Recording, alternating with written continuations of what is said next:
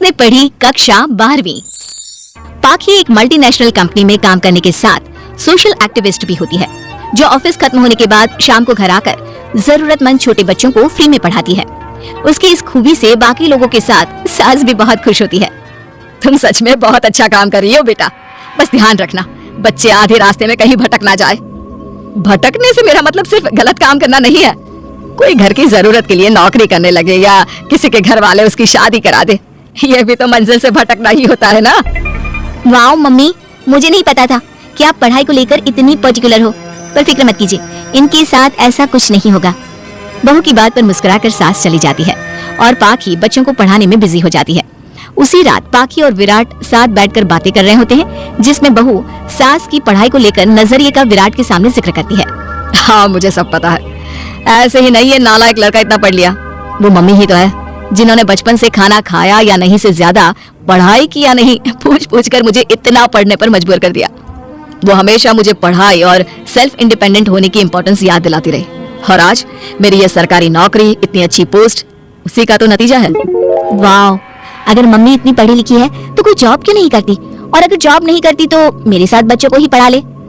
तुम्हें किसने बोला कि मम्मी पढ़ी हुई है? उन्होंने तो अपनी 12th क्लास भी पूरी नहीं की, उससे पहले ही नाना जी ने मम्मी की शादी करा दी। शायद इसलिए पढ़ाई और अपने पैरों पर खड़े होने को लेकर उनकी सोच ऐसी है, क्योंकि वो खुद ये सब करना चाहती हो। पत्नी की बात सुनकर विराट भी सोच में पड़ जाता है। दोनों मिलकर प्लान बनाते हैं और अगले दिन बच्चों को पढ़ाते हुए पाखी उनके पास एक कुर्सी एक्स्ट्रा लगा देती है। ये एक कुर्सी ज्यादा किसके लिए लगाई है बेटा? कोई नया बच्चा आने वाला है क्या? हाँ जी, आज से मेरी एक नई बच्ची मेरे पास, यानी कि मेरी सास दोबारा पढ़ाई शुरू करने वाली है। अरे क्या पागल जैसी बात कर रही है, भला ये भी मेरी कोई उम्र है बच्चों के बीच बैठकर पढ़ने की? तू बस ना इनके भविष्य पर ध्यान दे, मुझ पर नहीं। मम्मी, सीखने की कोई उम्र नहीं होती, बस इच्छा होती है, और मुझे पता है कि आपके अंदर वो इच्छा आज भी जिंदा है। अरे तू बस अपने काम और इन बच्चों पर ध्यान दे। यहाँ बस सबको बोलने से मतलब है, किसी को नहीं सोचना। अगर बात बाहर निकली तो समाज क्या सोचेगा और परिवार का कितना नाम बदनाम होगा। मम्मी, आपने पापा और इस परिवार के बारे में बहुत सोच लिया, सबकी खुशियों के लिए अपने सपने बहुत कुर्बान कर दिए। अब ये वक्त अपने पर ध्यान देने का है।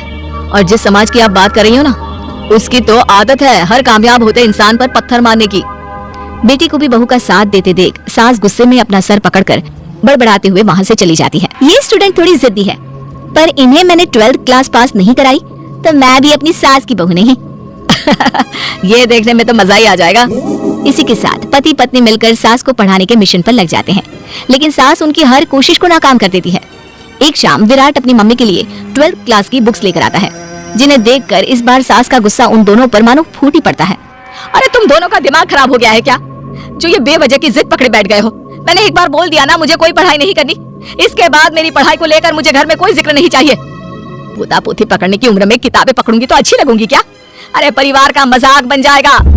मम्मी, पोते पोती आप पढ़ने के बाद भी तो खिला सकती हो। और रही मजाक बनाने वाले लोगों की बात, तो उनके पास खुद का कोई सपना होता नहीं, इसलिए दूसरों की उड़ान रोकने की कोशिश करते रहते हैं। बस एक बार माँ, आप कोशिश तो करो, अगर अच्छा नहीं लगा तो हम दोबारा कभी नहीं बोलेंगे। बेटी की बात सुनकर माँ सोच में पड़ जाती है और ये सोचती है कि थोड़े दिन पढ़ लेती हूँ और उसके बाद पढ़ने में अच्छा नहीं लग रहा ये बोलकर मना कर दूंगी। ऐसी प्लानिंग बनाकर वो पढ़ने के लिए तैयार हो जाती है। मौके का फायदा उठाकर तुरंत वे लोग सास का ओपन से 12th में एडमिशन करा देते हैं। मम्मी, आज से आपकी सारी जिम्मेदारी मेरी, अब तो आपका नाम टॉपर की लिस्ट में आने से कोई नहीं रोक सकता। ये मेरे सीधे बच्चे, इन्हें अंदाजा भी नहीं कि माँ का प्लान क्या है। पाखी सास को पढ़ाना शुरू करती है। दिन बीतते हैं जिसमें धीरे धीरे सास भी कंफर्टेबल होने लगती है, लेकिन फिर पाखी एक सब्जेक्ट पढ़ने के लिए ट्यूशन जाने का सजेशन देती है, जिस पर बहुत गुस्सा, ड्रामा करने और पाखी के लाख बार मनाने के बाद एक बार फिर सास तैयार हो जाती है।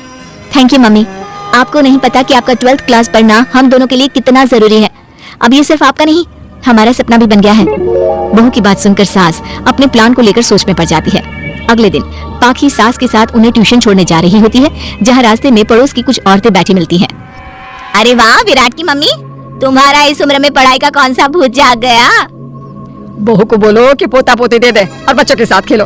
अरे क्या उनके बीच बैठकर अपनी खिल्ली उड़वाने चल पड़ी? आंटी जी, जब सरकार या भगवान ने सीखने की कोई उम्र नहीं रखी तो आपको क्या दिक्कत है? अरे देखो तो जरा, बहू की जुबान कैसे कैंची जैसी चल रही है। अब सास घर संभालने की जगह इन सब चीजों पर ध्यान रखेगी तो बहू के तो ये हाल होने ही है ना। देखा बहू, इसलिए बोलती थी, अरे खाली दिमाग वालों से बहस नहीं करनी चाहिए, क्योंकि वो जब भी मुंह खोलेंगे गू ही बोलेंगे। उदाहरण तो तुमने अभी देख लिया। वैसे बहन, मैं तो अपना सपना पूरा कर लूंगी, लेकिन क्या यहाँ बैठकर पंचायत करने के अलावा तुम लोगों का कोई दूसरा सपना भी है? सारी औरतें चुप हो जाती हैं और सास बहू चले जाते हैं। अब सास के अंदर पढ़ने की इच्छा जाग उठती है और वो अपना प्लान छोड़ मन लगाकर पढ़ाई करना शुरू कर देती है। देखते ही देखते 1 साल बीतता है और बोर्ड एग्जाम शुरू हो जाते हैं। मम्मी, एग्जाम के लिए जाने से पहले जल्दी से ये दही शक्कर खा लो। अरे चल पागल, ये सब बच्चों के लिए होता है। अभी आप भी हमारे लिए स्कूल में एग्जाम देने वाली बच्ची ही तो हो।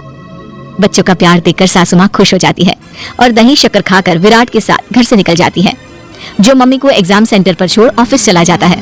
इसी तरह समय बीतता है और एग्जाम खत्म होने के बाद देखते ही देखते रिजल्ट भी आ जाता है।